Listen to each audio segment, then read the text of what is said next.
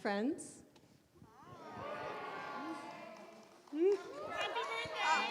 Happy birthday! That was not scripted at all. We collectively know pretty much every single person in this room. And so I just want to say welcome. Thank you so much for being here.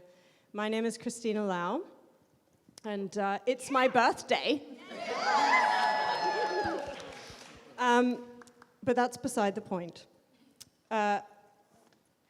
Raquel and I started a podcast. We started a brunch group called Bombshell Brunches a few years ago, and it's now morphed into a multifaceted content-based series that centers on disrupting the status quo in various ways. And tonight is the first time we're actually getting to sit here and do something like this in person with some of our favorite people, including yourselves. So give yourselves a round of applause for that. I'm going to pass you straight over to Raquel because we have very limited time, so we'd like to just start off in the right way, in a heartful way, with a land acknowledgement, please. Absolutely. Thank you. And hello, everyone. We are honored to be conducting today's show and panel in Vancouver, BC, otherwise known as the unceded, unsurrendered territory of the Katzie First Nation, Kwantlen First Nations, as well as the territory of the Coast Salish peoples, including the Squamish, Stolo, Tsleil-Waututh, and Musqueam nations, whose presence here reaches back to time immemorial. We honor their long history of caring for the land that we currently work, play, and reside, and apparently podcast on, and aim to uphold and uplift the voices and values of our host nation. Christina. Now I'm going to move on to some housekeeping. If you need the bathroom, please don't go out that way. Apparently it's weird. You have to try going out this way and towards the back so that you creep slowly back that way. I'll tell you that again before we listen to the actual, piece de resistance. I'd like to say thank you to the SFU teams. You know the Renaissance team probably very well, but the SFU teams, I want to say thank you to Heman, who is somewhere in the shadows over there. Hi, Heman, thank you so much. And to Chris, to Clara, to Farah, to Daryl, to Dylan, and Irene. Thank you to SFU. They put on amazing shows with us, so I really want to give them a round of applause.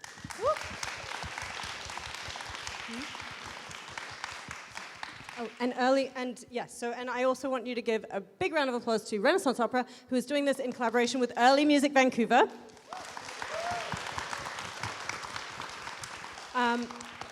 Again, for the interest of time, bathrooms, you know where they are now, we told it. There's going to be 15 minutes in between. You're allowed to take photos and videos now of our lovely faces. Yes, we know this. But please don't do that during the actual performance itself. There'll be a 15-minute intermission after we're done. And I think that is it for housekeeping. Thank you so much for joining us for this community preview of the Queen of Carthage. You are about to immerse yourself in this powerful reclamation of Dido, the Queen of Carthage, as we explore her legacy as a political leader, an empire builder, and a woman of color. Today's opera reminds us that things weren't always as they are, and sometimes societal answers require a look to the past. I want you to be aware that we are recording tonight, if you weren't already aware of that. Before the show begins, i.e. now, we will be chatting with Stephanie Wong and Debbie Wong about some of the artistic decisions, the importance of representation in the arts, while disrupting the patriarchal values of leadership. That's the lowest voice that I could possibly have. Dum, dum, dum. And for those of you who don't know about Bombshell Brunches, this is a very casual, conversational chat, fireside chat, without fire bans for good reason. And so we've just got a little bit of time here. Yeah, welcome. Okay, so this is a question, I would say probably for Debbie. Tell me about Debbie. Thank you, Stephanie. For it's Debbie. For me. Yes, go on. Tell us about the first time you heard about the story of Dido, and then explain why it resonated so much with you. Yeah, actually, I love this question today because one of my mentors and like someone who's really shaped my artistic journey is sitting in the audience right here, Ray Nurse. And I went to University of British Columbia. I transferred schools, and I got to UBC, and I was sort of kind of free-forming it in terms of becoming a singer, and I was introduced to the world of 16th and 17th and 18th century music and storytelling, and it really like drew me in. And all of the pieces in that time are often looking at historical figures from Greek and Roman mythology.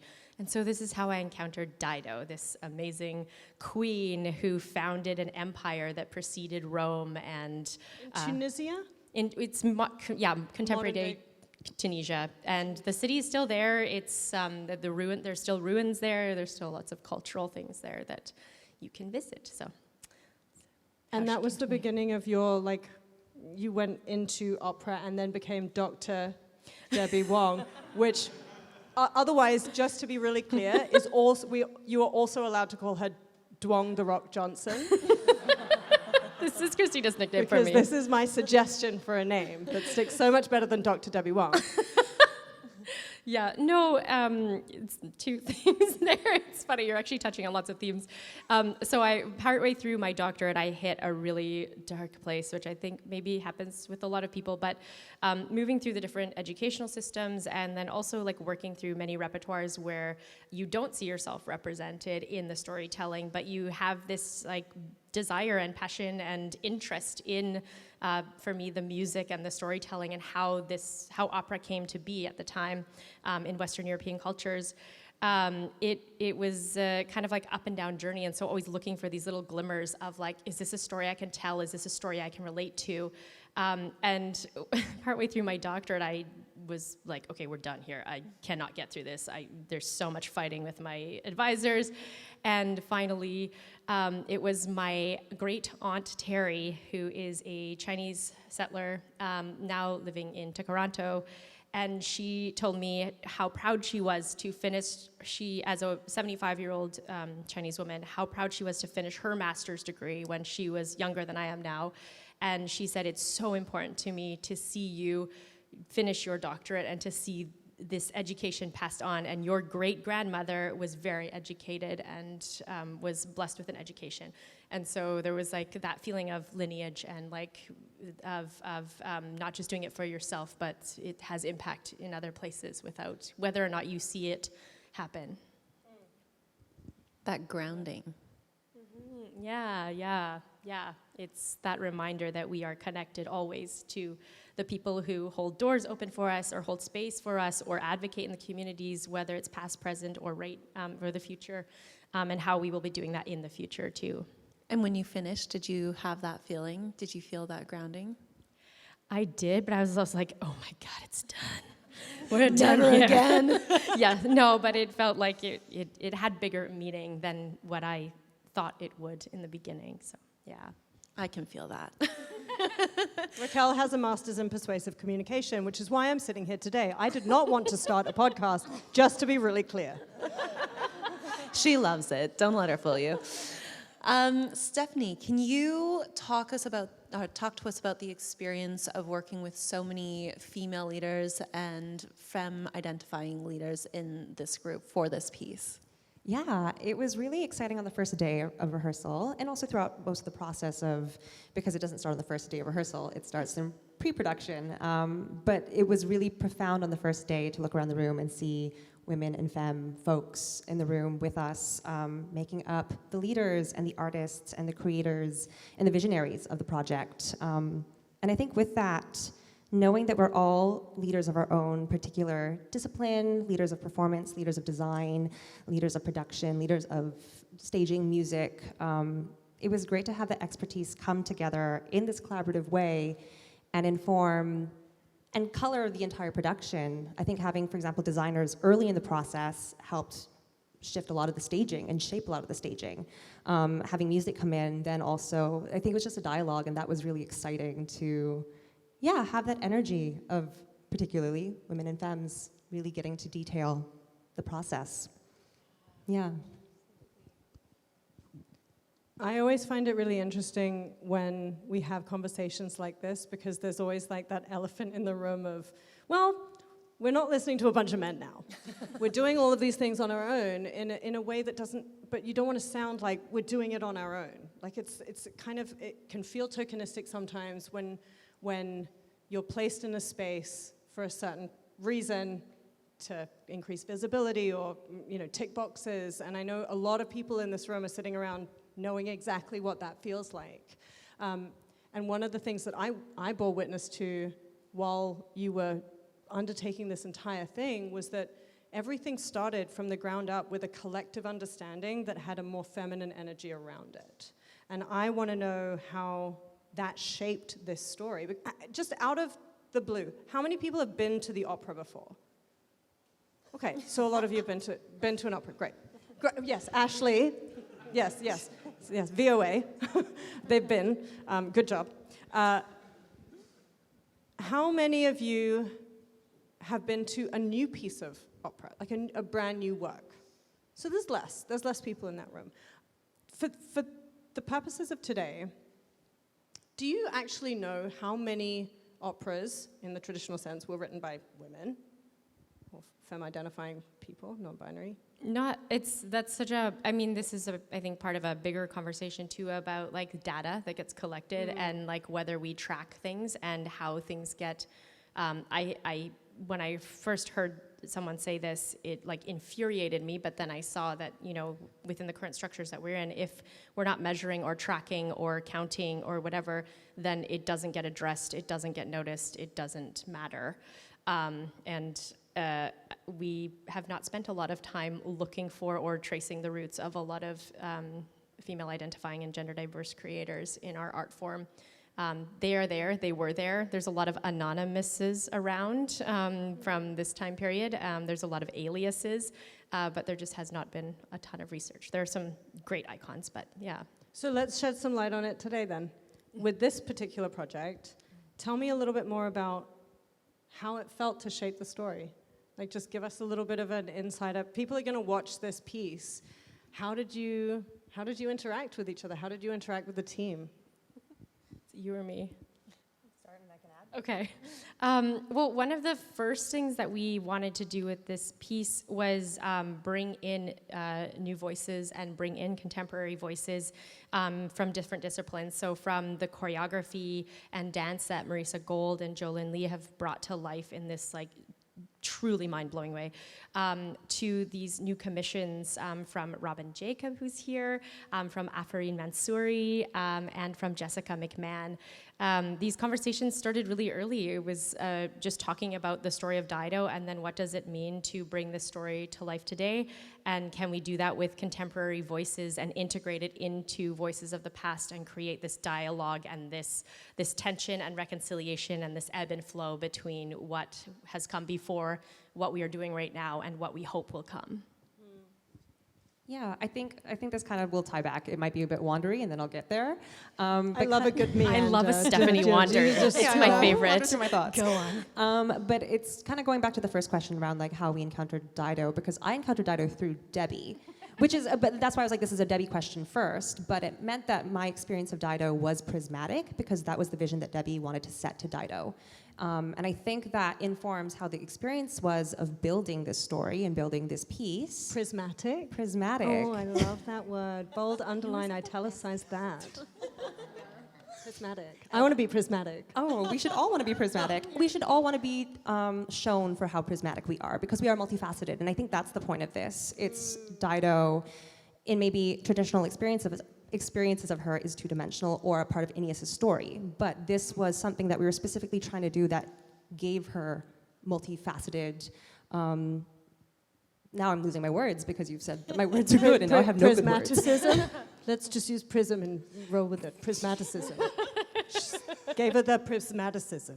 Exactly. Perfect. Yes. But yeah, I think that the experience of creating this was really like, how do we show different colors? How do we look at the tropes that women are demonstrated through, and how do we disrupt them? And because we even had a conversation leading up to today of, do we show these tropes or do we completely throw them out the window to make room for other ways that we get to show up in the world? And I think that's like one of the things I've loved about this process and how we've been working together too, is that like we're coming from very different art practices and art practice worlds. Stephanie's like, opera. I'm from theater, which I know is not that far from opera, but it feels. But also fun. Feels like a different I'm beast. learning a lot, is what it is. Yeah, but it is like there's things that we just don't notice, or because of the way that we've been educated, the ways that we have been able or not able to move through the world. And like even today, in the last details that we're throwing together, Stephanie's like, are you aware that you are playing directly into the tropes we said we would not play into? And I was like, no, I'm not. I'm like, okay, say it again. And she was right, and it was really fun to be like, okay, yeah, you're right. No, that's not what I'm going for. Let's look at it again. Let's change it. Let's find that intent for our actors on stage, and let's see if it lands better this way. So we're going to find out because we haven't seen it yet. I think that's such a beautiful piece of bringing all these different mindsets in, because we see so much two-dimensional TV shows, projects, pieces of art, and then especially of women, and I think bringing in these different ideas and really deconstructing everything brings such a beautiful light. And yeah, I think it's so amazing. And that kind of brings me to the next question of intersectionality. So Dido being both female and a woman of color, did you guys have any discussions about that and how you were going to kind of bring that into play in the piece? That's a tough one. Or thinking of... I think that what we were kind of talking about earlier was what we were speaking about was the erasure of those things. Yeah. Yeah, and how that informed like the programming and the creation of the piece, and maybe that erasure we can speak to a little bit. And by we, I mean you. Cool. Yeah, I got this. Thanks, Steph.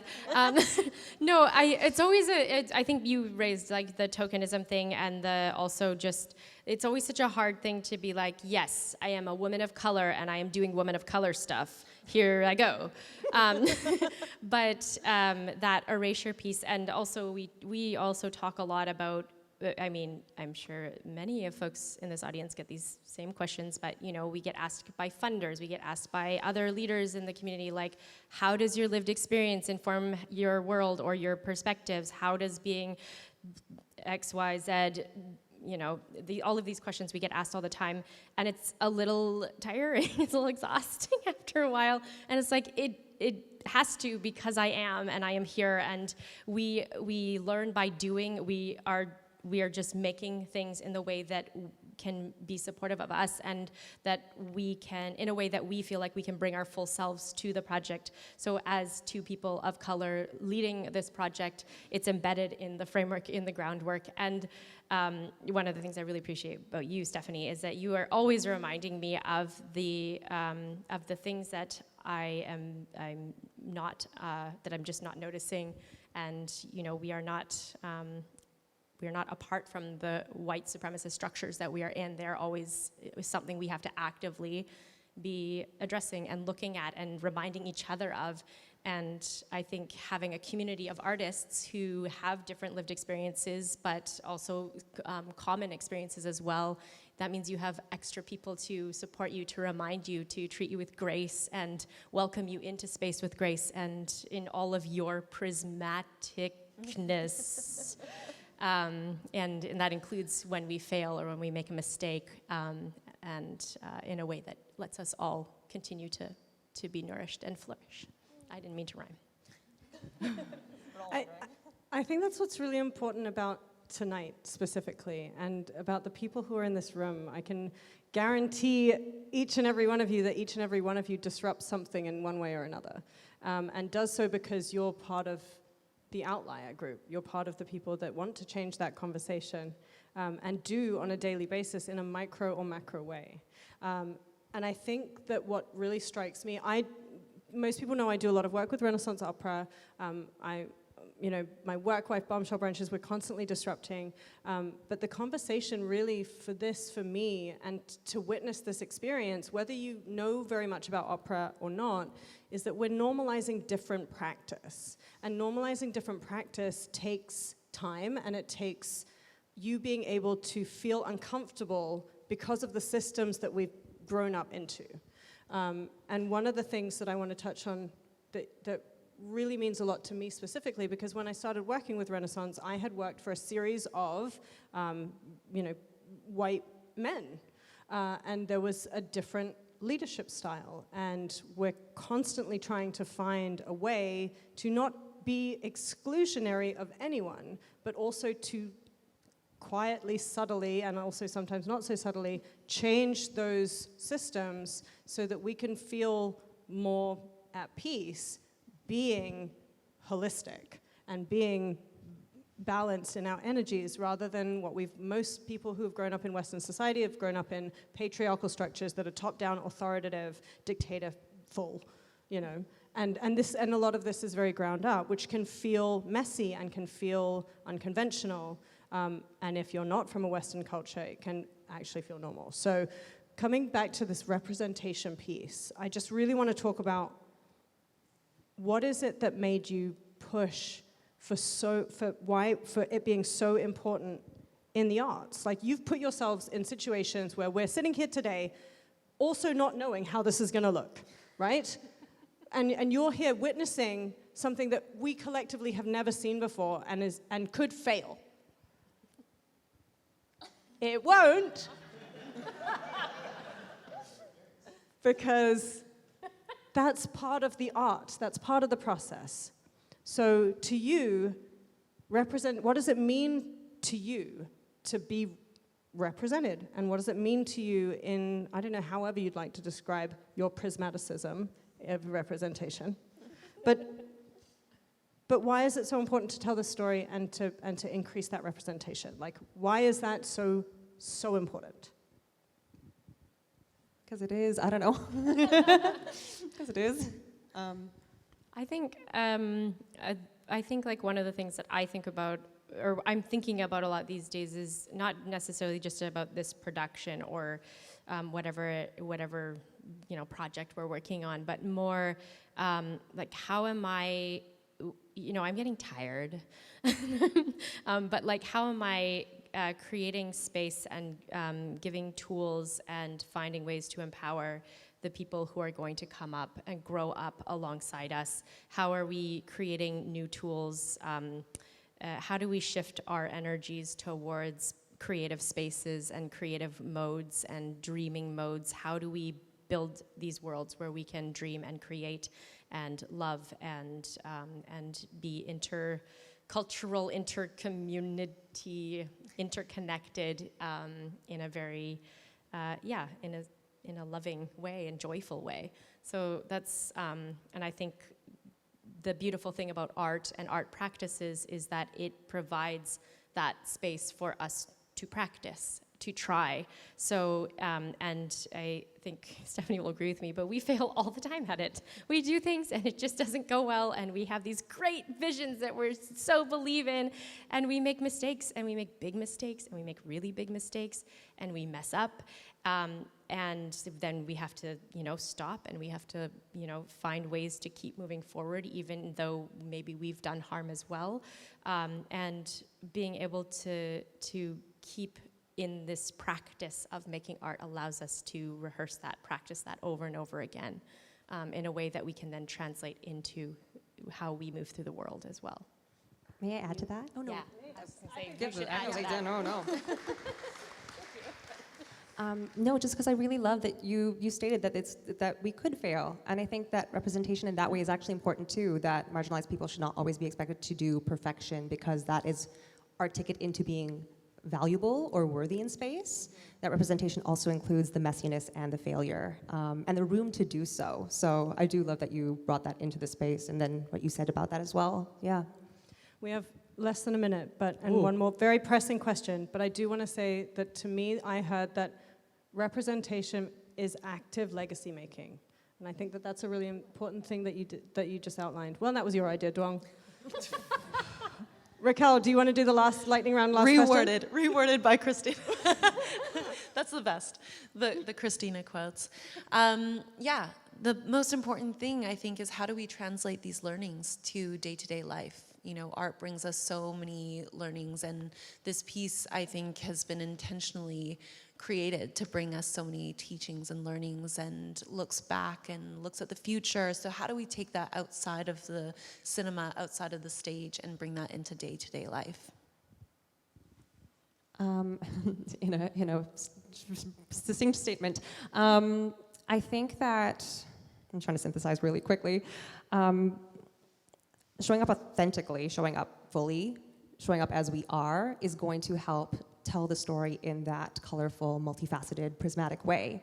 Yeah, I think that being our authentic selves, however our intersections live within us, and like showing up as the kind of leaders we are. I'm a super squishy leader, and I've She's learned to be tofu. very okay. Steph is a little tofu puff. I am such a tofu puff, and that's the kind of leader that makes me feel good being in a room, and it looks different than other people, but I think that's what it is. It's leaders don't look the same, leaders look different, because ideally we get to be our full selves in our leadership. That is my Good job. Mic drop. Do you have anything to add? No? That is, yeah, Tofu Puff got it right. Raquel, do you have anything to say? No, this is amazing. Thank you guys so much. Thank you you. And I both. hope you enjoy this not failure, not failure, maybe, kind of, could be, who knows, we'll see. Yes. One thing I will say is your call to action has been achieved. Good job. You showed up. That's part of audience development. That's what makes us friends. So give yourselves a massive round of applause, and we'll continue.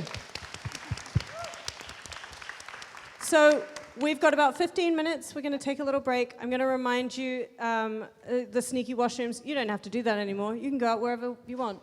And then when we come back in, I needed to remind you of some other housekeeping thing, but I'll do that when you come back in.